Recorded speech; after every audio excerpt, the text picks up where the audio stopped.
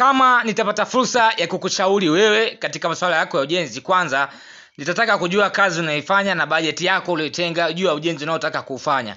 Kati ya aina hizi mbili za upauaji, ningekuruhusu au ningekushauri ujenge hidden roof kama utakuwa na kazi inaweza kukupatia pesa kwa muda mrefu sana, lakini pia ni kazi ambayo itakuwa na mwendelezo, isije ikawa kazi ambayo utakuja kustaafu baadaye. Ila kama utakuwa unapata kiwango cha pesa cha kawaida na baadaye kuna kustaafu, basi nitakushauri ujenge nyumba ya kawaida.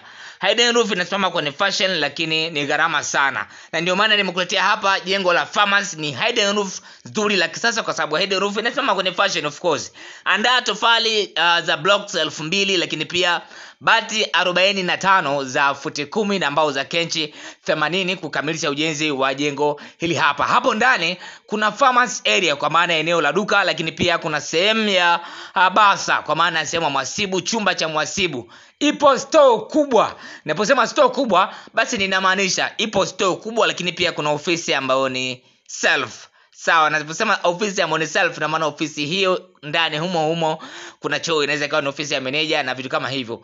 Kwa hiyo full complete iko hivi, na ramani kama hizi zote huwa tunaandaa kulingana na mahitaji na vile ambavyo mteja anahitaji. Kwa hiyo hata wewe pia unaweza kaja na mahitaji yako juu ya aina ya Farmers tunataka tukuandalie ramani yake, bado tukakuandalia na ikakaa vizuri sana.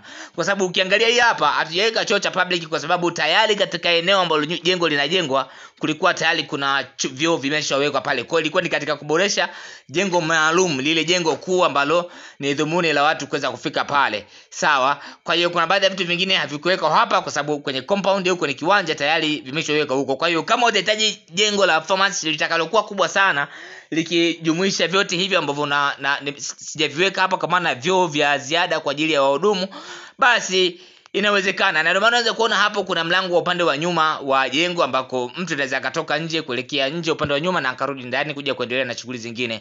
Farmers imetulia sana na iko bam naweza kusema hivyo. Ukiangalia design, of course ni design ambayo ni durable kweli na inaishi miaka yote ikiwa katika muonekano salama kabisa, muonekano mzuri. Juu ya upauaji nao hatujaweka ugumu wowote ule pale, kwa sababu bati zinamwaga maji nyuma moja kwa moja. Kwa hiyo hili nalo sio swala la kutaka kujadili sana, kwa sababu ili kuweza kuhakikisha kwamba jengo linakuwa bora lisikuhitaji marekebisho na maboresho ya mara kwa mara, imetulazimu kufanya hivi kuweza kulinusuru jengo na ada au kulinusuru jengo na changamoto ya kuvuja. Huko ndo upande wa nyuma wa hili jengo. Ni simple lakini ni jengo zuri sana.